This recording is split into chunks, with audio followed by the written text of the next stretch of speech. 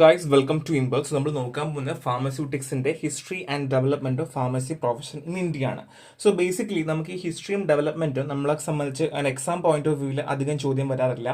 പക്ഷേ എന്നാൽ last portion ആയിട്ടുള്ള ഈ ഫാർമക്കോപ്പി അതുമായി ബന്ധപ്പെട്ട കാര്യങ്ങളിൽ നിന്ന് നോർമലി ക്വസ്റ്റ്യൻസ് വരാം. സോ നമുക്ക് ഓരോന്നിട്ട് നോക്കാം.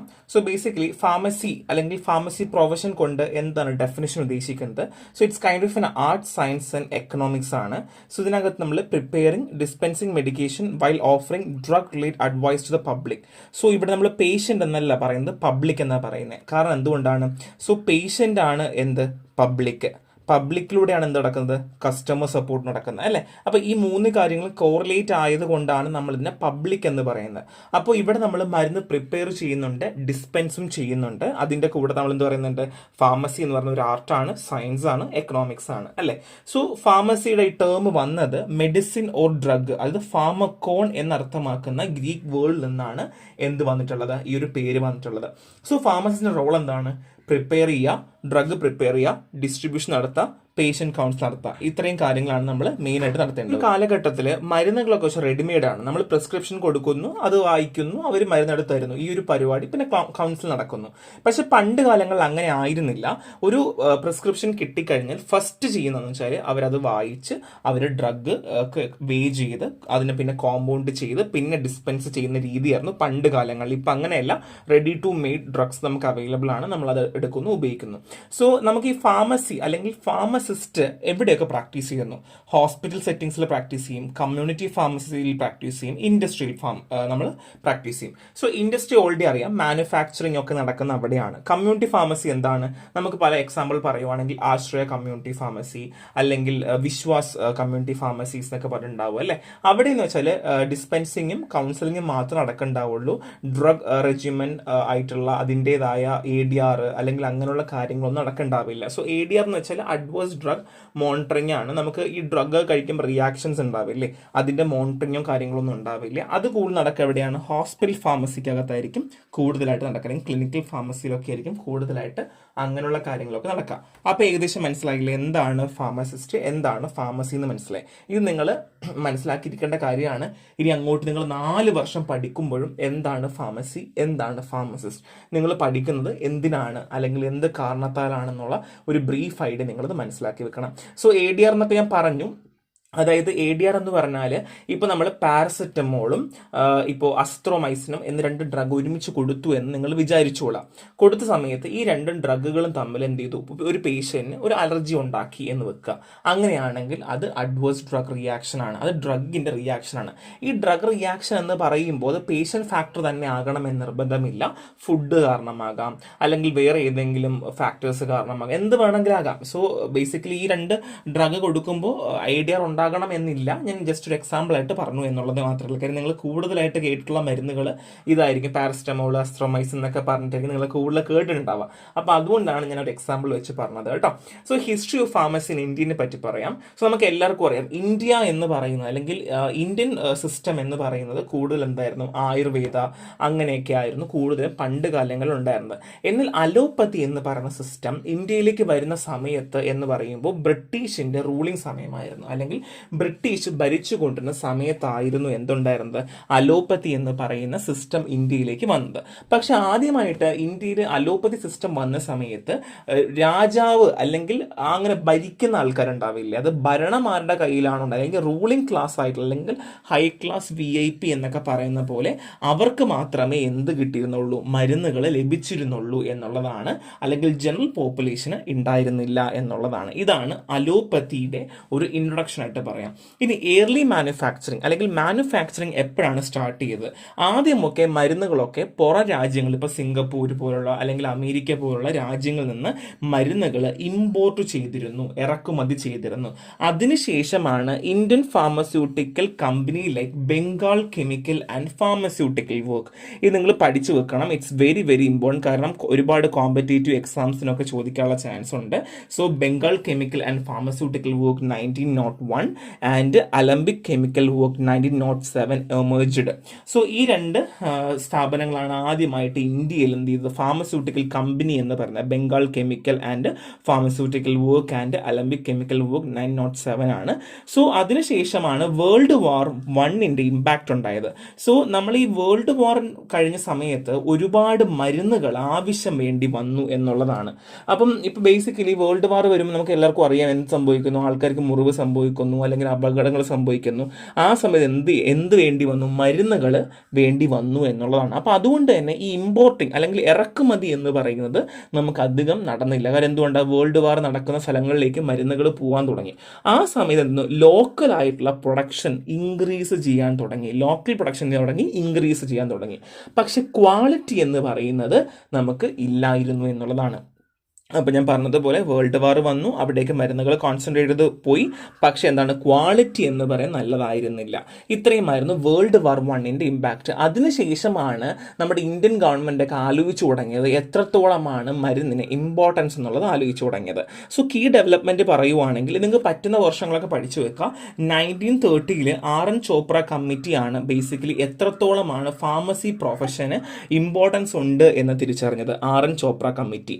അതിനുശേഷം 1937 ഫാർമസി എഡ്യൂക്കേഷൻ, അതായത് Banaras Hindu university under professor ML സ്ക്രോഫിന്റെ അണ്ടറിൽ എന്താണ് Banaras Hindu university pharmacy education start ചെയ്യുന്നത്. ഇന്ത്യയിൽ 1937 എന്ത് നടക്കുന്നത്, pharmacy education Banaras Hindu university under professor ML സ്ക്രോഫിന്റെ അണ്ടറിൽ തുടങ്ങുന്നത്. അതിനുശേഷം 1940 ഡ്രഗ് ആക്ട് കൊണ്ടുവരുന്നത്. അതായത് ഡ്രഗിന്റെ ക്വാളിറ്റി, നമ്മൾ ഉപയോഗിക്കുന്ന മരുന്നിന്റെ ക്വാളിറ്റി, സേഫ്റ്റി ഒക്കെ കൊണ്ടുവരുന്ന ഒരു ബില്ലെന്ന് വേണമെങ്കിൽ പറയാം. ഡ്രഗ് ആക്ട് നമ്മൾ 1940 ഇൻട്രൊഡ്യൂസ് ചെയ്യുന്നു എന്നുള്ളതാണ്. അതിനുശേഷം 1948 ബിൽ ആക്ട് പാസ് ചെയ്യുന്നു. അത് മാത്രമല്ല, അതിൻ്റെ കൂടെ അത്രയും നാളും ഡ്രഗ് ക്വാളിറ്റിയും സേഫ്റ്റിയുമാണ് നമ്മൾ ഫോക്കസ് ചെയ്യുന്നതെങ്കിൽ പിന്നെ അതെന്ത് തുടങ്ങി, എഡ്യൂക്കേഷൻ പ്രൊഫഷണൽ പ്രാക്ടീസും ഉൾപ്പെടുത്തി എന്നുള്ളതാണ്. അപ്പോൾ 1948 ഫാർമസി ആക്ട്. അപ്പം നിലവിൽ നമ്മൾ ബി ഫാമിൻ്റെ സിലബസ് നമ്മൾ പഠിക്കുന്നു, അല്ലെങ്കിൽ നമ്മൾ ബി ഫാമിനെ പറ്റി പഠിക്കുന്നു. ബി ഫാം കഴിഞ്ഞ് നമ്മൾ ഫാർമസി പ്രൊഫഷനിലേക്ക് പോകുന്നു, അല്ലെങ്കിൽ ഡി ഫാം പഠിക്കുന്നു, അതിന് ഫാർമസി പ്രൊഫഷനിലേക്ക് പോകുന്നു. അപ്പോൾ ഒന്ന് ആലോചിച്ച് നോക്കിയേ, ഇതെല്ലാം നമുക്ക് ഇങ്ങനൊരു പ്രോട്ടോകോൾ വേണം, ഇങ്ങനെ ആയിരിക്കണം എന്ന് പറയുന്ന ബില്ലാണ് എന്ത് 1948 ഫാർമസി ആക്ട്. അപ്പം മറന്നു പോകരുത്, 1948 ഫാർമസി ആക്ട്. ഇത്രയും വളരെ ഇമ്പോർട്ടൻ്റ് വർഷങ്ങളാണ്. 1930 RN Chopra, 1937 pharmacy education Banaras Hindu university, 1940 എന്താണ് ഡ്രഗ് ക്വാളിറ്റി സേഫ്റ്റിക്ക് വേണ്ടി ഡ്രഗ് ആക്ട് കൊണ്ടുവന്നു, and 1948 pharmacy act pass to standardise education and professional practice. ഇത്രയും കാര്യങ്ങൾ മറന്നു പോകരുത്. സോ ഇനി ഫാർമസി ഇൻഡസ്ട്രി ആൻഡ് ഓർഗനൈസേഷനെ പറയാം. സോ നമ്മൾ ഓൾറെഡി മരുന്ന് ഇമ്പോർട്ട് ചെയ്യുന്നുള്ള കാര്യങ്ങളൊക്കെ പറഞ്ഞു, അല്ലെങ്കിൽ ഇൻഡസ്ട്രീനെ പറ്റി നമ്മൾ രണ്ട് പറഞ്ഞു അല്ലെ, ബംഗാളും പറഞ്ഞു, അലംബിക്കും പറഞ്ഞു അല്ലേ. സോ ബംഗാൾ കെമിക്കലും അലംബിക്കുമാണ് നമ്മൾ 1991 പറഞ്ഞു, 1997 പറഞ്ഞു അല്ലേ. പക്ഷേ ഇനി അവരുടെ പറ്റി കൂടുതൽ പറയാം. ഇൻഡിപെൻഡൻസിന് മുമ്പ് നമ്മൾ ഇന്ത്യ, ഞാൻ ഓൾറെഡി പറഞ്ഞതുപോലെ ഇമ്പോർട്ട് ചെയ്യുന്ന മരുന്നുകളെയാണ് ഡിപ്പെൻഡ് ചെയ്തുകൊണ്ടിരുന്നത്. ഏറ്റവും കൂടുതൽ ഡിപ്പെൻഡ് ചെയ്ത് യൂറോപ്പ് കൺട്രീസിനാണ് നമ്മൾ ഏറ്റവും കൂടുതൽ ഡിപ്പെൻഡ് ചെയ്തിരുന്നത്. അപ്പോൾ ഒന്നും കൂടെ പറയാം, എയർലി ഇൻഡസ്ട്രി പറയുവാണെങ്കിൽ ഇൻഡിപെൻഡൻസിന് മുന്നേ നമ്മൾ എന്ത് ചെയ്തു, യൂറോപ്പിനെയാണ് ഏറ്റവും കൂടുതലായിട്ട് ഡ്രഗ് സപ്ലൈക്ക് വേണ്ടി നമ്മൾ ഡിപ്പെൻഡ് ചെയ്തുകൊണ്ടിരുന്നത്. പിന്നെ അതിനുശേഷമാണ് ബംഗാൾ കെമിക്കൽ മാർക്കറ്റൊക്കെ എന്ത് ചെയ്യുന്നത്, നമ്മൾ ഇന്ത്യയിലേക്ക് വരുന്നതും അങ്ങനെ ഫാർമസ്യൂട്ടിക്കൽ ഇൻഡസ്ട്രി എന്ന് പറയുന്ന ഒരു സാധനം ഡെവലപ്പായി വരുന്നതും. സോ മോഡേൺ ഗ്രോത്ത് പറയുവാണെങ്കിൽ നമുക്ക് എല്ലാവർക്കും അറിയാം, പോസ്റ്റ് ഇൻഡിപെൻഡൻസിന് ശേഷം നമ്മളെ തന്നെ മാനുഫാക്ചറിങ് ഉണ്ടായി, ജനറിക് ഡ്രഗ്സുകൾ വരാൻ തുടങ്ങി, അല്ലെങ്കിൽ ഗ്ലോബൽ ഫാർമസ്യൂട്ടിക്കൽ ഹബ്ബൊക്കെ തുടങ്ങാൻ തുടങ്ങി, അതിൻ്റെ ഭാഗമായി എന്നുള്ളതാണ്. അങ്ങനെ ഇന്ത്യക്ക് ഒരുപാട് അഡ്വാൻറ്റേജുകൾ ഉണ്ടായി എന്നുള്ളതാണ്. അപ്പം ഞാൻ പറയുന്നില്ല, അതൊക്കെ ജസ്റ്റ് മനസ്സിലാക്കാനുള്ള കാര്യങ്ങൾ മാത്രമേ ഉള്ളൂ. സോ ഈ ഇൻഡസ്ട്രി ആൻഡ് ഓർഗനൈസേഷനകത്ത് നമുക്ക് കീ ഓർഗനൈസേഷൻസ് ആരൊക്കെയാണ്? The first one is Indian pharmaceutical association. 1935 promotes professional growth. So professional growth, ഫാർമസിയുടെ പ്രൊഫഷണൽ ഗ്രോത്ത് കൂട്ടാൻ വേണ്ടി അല്ലെങ്കിൽ പ്രൊമോട്ട് ചെയ്യാൻ വേണ്ടിയിട്ട് ആരാണ് നമ്മൾ കൂടുതലായിട്ട് നമുക്ക് ഹെൽപ്പ് ചെയ്തതും കോൺട്രിബ്യൂട്ടും ചെയ്ത ഒരു അസോസിയേഷനാണ് ഇന്ത്യൻ ഫാർമസ്യൂട്ടിക്കൽ അസോസിയേഷൻ. അപ്പോൾ എല്ലാ ആൾക്കാരും സംശയമാണ്, അല്ലെങ്കിൽ നമ്മുടെ ഫാർമസിക്ക് വേണ്ടി ഒരു അസോസിയേഷൻ ഉണ്ടോ, അല്ലെങ്കിൽ ഇപ്പോൾ എല്ലാവരും പറയുന്ന പോലെ നമുക്കറിയാം ഇപ്പോൾ ഓർഗനൈസേഷൻസ് എന്തെങ്കിലും ഉണ്ടോ, നമ്മൾ സപ്പോർട്ട് ചെയ്യുന്ന ഓർഗനൈസേഷൻ ആരാ എന്ന് ചോദിച്ചാൽ നിങ്ങൾ മനസ്സിലാക്കിക്കോളാം, ഇന്ത്യൻ ഫാർമസ്യൂട്ടിക്കൽ അസോസിയേഷൻ ആണ് 1935. സോ കോമ്പറ്റേറ്റീവ് എക്സാംസിലൊക്കെ ഇന്ത്യൻ ഫാർമസ്യൂട്ടിക്കൽ ഫാർമസ്യൂട്ടിക്കൽ അസോസിയേഷന് പകരം വേറെ ഒക്കെ ഉണ്ടായിരിക്കും കേട്ടോ. സോ അസോസിയേറ്റ് ഉണ്ടാകും, അസോസിയേഷൻസിൽ തന്നെ വേറെ മാറ്റങ്ങളും നമ്മൾ കൺഫ്യൂസ് ചെയ്യാനുള്ള ചാൻസ് കൂടുതലാണ്. അപ്പോൾ ശ്രദ്ധിക്കുക, Indian pharmaceutical association.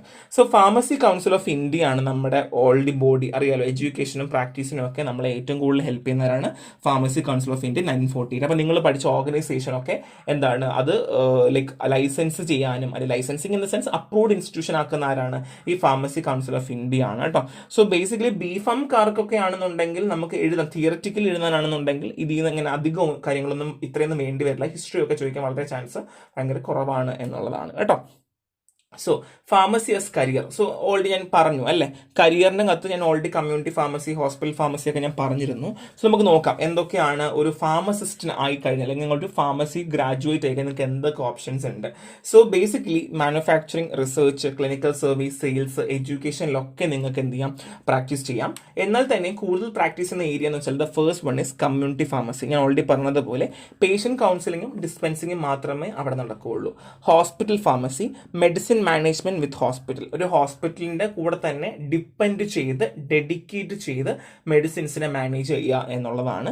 Next one is industrial pharmacy ആണ്. അത് ഡ്രഗ് ഉണ്ടാക്കുക, ക്വാളിറ്റി കൺട്രോൾ, R&D ഒക്കെ ചെയ്യുന്നത് ഇൻഡസ്ട്രിയൽ ഫാർമസിയിലായിരിക്കും. So next one is veterinary pharmacy ആണ്. എന്താണ്, medicine for animals. Next pharmacy education, എന്താണ്, teaching and academic research. So നിങ്ങൾക്ക് എല്ലാവർക്കും അറിയാം, നമ്മുടെ അക്കാഡമിക് ഗ്രോത്തിനും എക്സലൻസിനും ഒക്കെ ഹെൽപ്പ് ചെയ്യുന്ന ആരാണ്, ഫാർമസി എഡ്യൂക്കേഷനുമായി ബന്ധപ്പെട്ടാണ്. Next one is clinical pharmacy ആണ്. ഇവിടെ എന്താണ്, നമ്മൾ പേഷ്യന്റ് കെയർ, അതായത് നമ്മൾ ഒരു പ്രോപ്പർ തെറാപ്പി എങ്ങനെ കൊടുക്കണം. ഇത്രയും നാളെന്ന് വെച്ചാൽ ഡോക്ടേഴ്സ് ആണല്ലോ മരുന്നിന്റെ കാര്യങ്ങളിലൊക്കെ തീരുമാനവും, അല്ലെങ്കിൽ അവരാണല്ലോ പറയുന്നത് ഇന്ന റെജിമെൻ കൊടുക്കാം എന്നുള്ളത്. എന്നാൽ അങ്ങനെയല്ല, ഭാവിയിൽ വരുമ്പോൾ ഇപ്പൊ ഡെവലപ്ഡ് കൺട്രീസിലൊക്കെ അങ്ങനെയാണ്, ഞാൻ പറയുന്ന രീതിയിലാണ്. പക്ഷെ നമുക്ക് അണ്ടർ ഡെവലപ്ഡ്, അല്ലെങ്കിൽ നമ്മൾ ഡെവലപ്പിംഗ് അല്ലേ, ഡെവലപ്ഡ് അല്ലല്ലോ. സോ ഇവിടെയൊക്കെ എങ്ങനെയാന്ന് വെച്ച് കഴിഞ്ഞാൽ നമ്മൾ ഡോക്ടർമാർ തീരുമാനിക്കും റെജിമെൻ. പുറത്ത് അങ്ങനെയല്ല, ഫാർമസിസ്റ്റ് തീരുമാനിക്കും ഏത് റെജിമെൻ കൊടുക്കണം, ഏത് രീതിയിലാണ് മരുന്ന് നമ്മൾ സ്റ്റാർട്ട് ചെയ്യേണ്ടത്, എത്ര റെജിമെന്റ്സ് അവൈലബിൾ ആക്കാൻ പറ്റും എന്നൊക്കെ നോക്കും. റെജിമെൻ എന്ന് വെച്ച് കഴിഞ്ഞാൽ ഇപ്പോൾ എക്സാമ്പിൾ പറയുവാണെങ്കിൽ 2 ടൈപ്പ് ഓഫ് പേഷ്യൻ്റ് ഉണ്ട്. സോ നമ്മൾ കോമൺലി ഇപ്പോൾ ചുമ, ജലദോഷം, കഫക്കെട്ട് നമ്മൾ എന്ത് ചെയ്യും, ഒരു ആൻറ്റിബയോട്ടിക് കൊടുക്കും അല്ലേ, ഒരു ആൻറ്റിബയോട്ടിക് കൊടുക്കും, ഒരു ഗ്യാസിൻ്റെ ഒരു മരുന്ന് കൊടുക്കും. സോ നെക്സ്റ്റ് നമ്മൾ എന്ത് കൊടുക്കും, ഒരു വൈറ്റമിൻ കൊടുക്കും. പിന്നെ അതിൻ്റെ കൂടെ തന്നെ വേറെ എന്തെങ്കിലും ആവശ്യം ഉണ്ടെങ്കിൽ നമ്മൾ ഇപ്പോൾ പനിയാണെങ്കിൽ അങ്ങനെ പാരസ്റ്റമോൾ കൊടുക്കും അല്ലേ. സോ ഈ ഒരു റെജിമെന്റിൽ നമുക്ക് ആൻറ്റിബയോട്ടിക് കോമൺ ആയിട്ട് ഞാൻ അസ്ത്രോമൈസിൻ ഒരു ആൻറ്റിബയോട്ടിക് എടുക്കാൻ പോവാം, അസ്ത്രോമൈസിൻ ആൻറ്റിബയോട്ടിക്. സോ പാരസ്റ്റമോൾ നമുക്കറിയാം, ഓൾറെഡി പാരസ്റ്റമോൾ ജനറിക് നെയിം ആണ്. പിന്നെ ഗ്യാസിന് ഇപ്പം ബേസിക്കലി ഗ്യാസ് എന്ന് പറയുമ്പോൾ നമുക്ക് അത് ഗ്യാസ് എന്ന് പറയാൻ പാടില്ല, നമ്മളിനിപ്പോൾ ഫർദർലി കൂടി നമ്മൾ അഡ്വാൻസ് ചെയ്ത് വരികയല്ലേ. പക്ഷെ നമുക്കിപ്പോൾ ഗ്യാസ് എന്ന് പറയാം. സോ നമ്മൾ അതിന് വേണ്ടി നമ്മൾ എന്ത് കൊടുക്കുന്നു, ഇപ്പം പാൻഡോപ്പോ അല്ലെങ്കിൽ റാൻഡോപ്പോ. ഇപ്പോൾ നമ്മൾ പാൻഡോപ്പോ സെലക്ട് ചെയ്യുന്നത്. സോ വൈറ്റമിൻ ആണെങ്കിൽ ബി കോംപ്ലക്സ് സെലക്ട് ചെയ്യുന്നു. സോ ഈ ഒരു സാധനം എല്ലാ പേഷ്യന്റിനും കൊടുക്കാൻ പറ്റില്ല. സോ കോമൺലി എല്ലാവർക്കും എഴുതി കൊടുക്കാൻ പറ്റില്ല. പകരം നമ്മൾ എന്ത് ചെയ്യുന്നു, ചിലപ്പോൾ ആന്റിബയോട്ടിക് മാറ്റി അസ്ട്രോമൈസിന് പകരം അമോക്സിസിലിൻ ആക്കേണ്ടി വരും. ചിലപ്പോൾ അമോക്സിൽ മാറ്റി അമോക്സിലിൻ ക്ലാവുലാനിക് ആസിഡ് ആക്കേണ്ടി വരും. ഇതൊക്കെ നമ്മൾ ഡിപ്പെൻഡ് ചെയ്തിട്ടാണ് കൊടുക്കുന്നത്. അതായത് അവരുടെ അസുഖം എങ്ങനെ, ഏത് ബാക്ടീരിയ ആണോ, അല്ലെങ്കിൽ എന്ത് ടൈപ്പ് ഓഫ് ബാക്ടീരിയ ആണ്, ഗ്രാം പോസിറ്റീവ് ആണോ, ഗ്രാം നെഗറ്റീവ് ആണോ, കോസിറ്റീവ് ഓർഗൻ ഏതൊക്കെയാണ്, അതൊക്കെ നോക്കിയാൽ കൊടുക്കുക. അപ്പം അങ്ങനെയുള്ള കാര്യങ്ങളൊക്കെ നമ്മൾ ഭാവിയിൽ എന്ത് ചെയ്യും, ഫാർമസിസ്റ്റ് ആയിരിക്കും ഇനി അങ്ങോട്ടേക്ക് ചെയ്തു വരിക എന്നുള്ളതാണ്. അപ്പോൾ ഇതൊക്കെ ജസ്റ്റ് തുടക്കത്തിൽ പറഞ്ഞു എന്നേ ഉള്ളൂ, ഇനി അങ്ങോട്ട് ഇതൊന്നും പറയില്ല, ജസ്റ്റ് നിങ്ങൾക്ക് മനസ്സിലാക്കാൻ വേണ്ടി പറഞ്ഞു എന്നുള്ളത് മാത്രമേ ഉള്ളൂ കേട്ടോ. സോ ഇനി നമ്മൾ പറയാവുന്ന ഫാർമക്കോപ്പി എന്താണ്. സോ ഫാർമക്കോപ്പി എന്ന് പറയുന്നത് നിങ്ങൾ ശ്രദ്ധിച്ചു കേട്ടോ, നമുക്ക് രാമായണവും അല്ലെങ്കിൽ ബൈബിളും ഖുറാനും ഒക്കെ ഉള്ളതുപോലെ തന്നെയാണ്. അത്രയും നമ്മൾ പരിഭാവനമായിട്ടും, അല്ലെങ്കിൽ ഇനി അങ്ങോട്ട് നിങ്ങൾ ഫാർമക്കോപ്പിയ നിങ്ങൾ കാണും. നിങ്ങൾ മരുന്നൊക്കെ കാണുമ്പോൾ എന്താണ്, paracetamol IP, paracetamol BP, paracetamol UP എന്നൊക്കെ പറഞ്ഞ് കാണാറില്ലേ, അല്ലെങ്കിൽ USP എന്നൊക്കെ പറഞ്ഞ് കാണാറുണ്ട്. സോ നമ്മുടെ ഫാർമസിയിൽ ഒരു മരുന്ന് ഉണ്ടാക്കുമ്പോൾ മരുന്നിന്റെ സ്റ്റാൻഡേർഡ്സുകൾ എവിടെ നിന്ന് ഉണ്ടാക്കി, അല്ലെങ്കിൽ ഏതാണ് സ്റ്റാൻഡേർഡ്, ഏത് സ്റ്റാൻഡേർഡ് ഉപയോഗിച്ചു എന്ന് പറയുന്ന ഒരു ഒഫീഷ്യൽ ബുക്കാണ്. So basically an official book containing standards of A drug including there identity, purity, strength, preparation and dosage. So ഇപ്പോൾ എക്സാമ്പിൾ പറയുവാണെങ്കിൽ നിങ്ങൾക്ക് പാരസെറ്റമോൾ 500 mg ഉണ്ടാക്കണം. അപ്പം നിങ്ങൾ എന്ത് ചെയ്യും, കുറച്ച് പാരസെറ്റമോളിന്റെ പൊടി എടുക്കുന്നു, ലാക്ടോസ് എടുക്കുന്നു, സ്റ്റാർച്ച് എടുക്കുന്നു. അങ്ങനെയല്ല, ഇതിന് നമുക്കൊരു അളവുണ്ട്. ഈ അളവ് നമ്മൾ എവിടെയാണ് ചെയ്യുക, ഇപ്പം നമ്മൾ ലാബിൽ ഒരു സാധനം ഉണ്ടാക്കുക, നമ്മൾ എന്താ ചെയ്യുക, നമ്മളൊരു മാനുവൽ നോക്കുക അല്ലേ. അല്ലേ? അപ്പൊ അതേപോലെ ഒരു ഒഫീഷ്യൽ ബുക്കാണ്, നമുക്ക് ഒരുപാട് ബുക്കുകൾ അവൈലബിൾ ആണ്. അതായത് IP Indian pharmacopoeia, BP British pharmacopoeia, അങ്ങനെ USP, അങ്ങനെ ഒരുപാട് ഫാർമക്കോപ്പീസ് നമുക്ക് അവൈലബിൾ ആണ്. അപ്പൊ നമ്മൾ ഈ ഫാർമക്കോപ്പിയകളുടെ അടിസ്ഥാനത്തിലാണ് നമ്മൾ ഈ സാധനങ്ങൾ ഉണ്ടാക്കുന്നതെന്ന് വെച്ചാൽ മനസ്സിലാക്കാം കേട്ടോ. So basically Greek word pharmakon, drug or medicine, അല്ലെങ്കിൽ എന്നാണ് നമുക്ക് ആ ഒരു വാക്കിൽ നിന്നാണ് ഈ പേര് വന്നത് കേട്ടോ, ഫാർമക്കോപ്പി എന്ന പേരൊക്കെ വന്നത്. പിന്നെ പിയോ എന്ന് വെച്ചാൽ ടു മേക്ക് എന്നാണ് അർത്ഥം വരുന്നത്. So purpose, safety, efficacy, quality of the medicine. അതായത് നമ്മൾ എവിടെ ഉണ്ടാക്കുന്ന മെഡിസിനും, നമ്മൾ ഉപയോഗിക്കുന്ന എല്ലാ മെഡിസിനും ക്വാളിറ്റി ഉണ്ടാകണം, അല്ലെങ്കിൽ ക്വാളിറ്റി എൻഷുവർ ചെയ്യാൻ വേണ്ടി നമ്മൾ ചെയ്യുന്ന അല്ലെങ്കിൽ ചെയ്ത ഒരു ബുക്കാണ് എന്ത്, ഫാർമക്കോപ്പി എന്നുള്ളത് നമ്മൾ ആദ്യം മനസ്സിലാക്കി വെക്കാം. സോ ഗ്ലോബൽ ഫാർമക്കോപ്പിയസ് ഇതൊക്കെ നമുക്ക് നോക്കാം. The first one is British pharmacopoeia. So first publish ചെയ്യുന്നത് 1864 ശ്രദ്ധിക്കുക, 1864 രണ്ട് സെക്ഷൻ ആയിട്ട്, അതായത് materia medica and preparation and compounds എന്ന രീതിയിൽ രണ്ട് സെക്ഷൻ ആയിട്ട് തിരിച്ചിരുന്നു. സോ അവർ ആനുവലി ആണ് അപ്ഡേറ്റ് ചെയ്യുന്നത്. എന്താണ് അപ്ഡേറ്റ്? ആനുവലി ആണ്. Incorporating European pharmacopoeial standard. So European pharmacopoeial സ്റ്റാൻഡേർഡ്സിനെയും കൂടെ ഇൻകോപ്പറേറ്റ് ചെയ്തിട്ടാണ് ബ്രിട്ടീഷ് ഫാർമക്കോപ്പിയ പുറത്തേക്ക് ഇറക്കിയത്. And titles change from Latin to English starting from 8th edition in 1953. So 1953 മുന്നേ വരെ ആനുവലി വരുന്ന അല്ലെങ്കിൽ ആനുവലി പബ്ലിഷ് ചെയ്തുകൊണ്ടിരുന്ന ബ്രിട്ടീഷ് ഫാർമക്കോപ്പിയുടെ ലാംഗ്വേജ് എന്ന് പറയുന്നത് എന്തായിരുന്നു? ലാറ്റിൻ ആയിരുന്നു. അതിനുശേഷം അത് ഇംഗ്ലീഷിലേക്ക് മാറിയത് 8th edition in 1953 ആണ്. അപ്പം വേണമെങ്കിൽ ക്വസ്റ്റ്യൻ വന്നേക്കാം, ഏത് എഡിഷൻ മുതലാണ് എന്ത് നമ്മുടെ ലാറ്റിൻ നിന്ന് ഇംഗ്ലീഷിലേക്ക് ബ്രിട്ടീഷ് ഫാർമക്കോപ്പി വന്നത് എന്നൊരു ചോദ്യം വന്നേക്കാം. 1953 ആണ്, മറന്നു പോകരുത്. It's very very important. നമ്മൾ നെക്സ്റ്റ് പറയാൻ പോകുന്ന യുണൈറ്റഡ് സ്റ്റേറ്റ് ഫാർമക്കോപ്പിയാണ്, USP ആണ്. So first edition of publication on December 15, 1820. 1820 December 15 എന്ത് ചെയ്തത്? First edition of United state pharmacopoeia കൊണ്ടുവന്നത്. സോ ലാറ്റിനിലും ഇംഗ്ലീഷിലും ആയിരുന്നു എന്നുള്ളതാണ്. ഏകദേശം 217 ഡ്രഗുകൾ അതിലുണ്ടായിരുന്നു. 217 ഡ്രഗ്. മറ്റടുത്താണെങ്കിലും രണ്ട് section മെറ്റീരിയ medica and preparation and compounds ആയിരുന്നു. സോ ഇനിഷ്യലി 10 വർഷം കൂടുമ്പോൾ റിവൈസ് ചെയ്തിരുന്നു. എത്രയാണ്? 10 വർഷം കൂടുമ്പോൾ റിവൈസ് ചെയ്തിരുന്നത്. ഇപ്പോൾ ഏകദേശം 5 വർഷം കൂടുമ്പോൾ റിവൈസ് ചെയ്യാറുണ്ട്. സോ അത് മാത്രമല്ല, അതിന്റെ സപ്ലിമെന്റ്സും അത് ഇറക്കാറുണ്ട് എന്നുള്ളതാണ്. സോ പോസ്റ്റ് 1975, അതായത് 1975 ശേഷം combined with national formulary. So national formulary എന്ന് പറയുമ്പോഴത്തേക്കും ഡ്രഗ്സുകൾ, അതിന്റെ ഡീറ്റെയിൽസ്, ഏതൊക്കെ ഡോസേജ്, അങ്ങനെയുള്ള ഒരു ബുക്കാണ്. നിങ്ങൾ അങ്ങോട്ട് പോകുമ്പോൾ പഠിക്കും. ഇപ്പം നിങ്ങൾ അത് മനസ്സിലാക്കി വെച്ചിരുന്നാൽ മതി. അവർ 1975 ശേഷം എന്ത് ചെയ്യുന്നു? നാഷണൽ ഫോർമുലറിയുമായിട്ട് എന്ത് ചെയ്യാൻ തുടങ്ങി? കമ്പൈൻ ചെയ്യാൻ തുടങ്ങി. അപ്പോൾ എന്തൊക്കെയാണ് പറഞ്ഞത്? 1820 ലാറ്റിൻ ഇംഗ്ലീഷ്, 217 ആദ്യം 10 പിന്നെ 5 വർഷമാക്കി, and combined with national formulary. ഇനിയാണ് ഇന്ത്യൻ ഫാർമക്കോപ്പിയ. വളരെ ഇമ്പോർട്ടൻ്റ് ആണ്.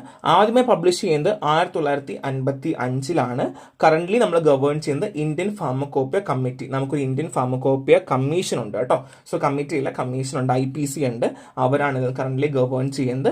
ലീഗലി ഒരു ഡ്രഗ് എങ്ങനെ സ്റ്റാൻഡേർഡ് ആയിരിക്കണം, അല്ലെങ്കിൽ എന്തൊക്കെ കാര്യങ്ങൾ നോക്കണം, അല്ലെങ്കിൽ അതുമായി ബന്ധപ്പെട്ട പ്രോട്ടോകോൾസും എല്ലാം അതിൽ പ്രിസ്ക്രൈബ്ഡ് ആണ്.